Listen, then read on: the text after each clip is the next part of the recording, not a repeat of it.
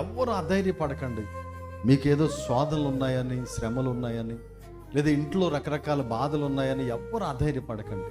మన దేవుడు చాలా గొప్పవాడు. భయపడద్దు. అనారోగ్యం వచ్చినా భయపడద్దు, అప్పులు ఎక్కువైపోయినా భయపడద్దు, లేదా నువ్వు తట్టుకోలేని శ్రమ అనుకుంటున్నావు అయినా భయపడద్దు.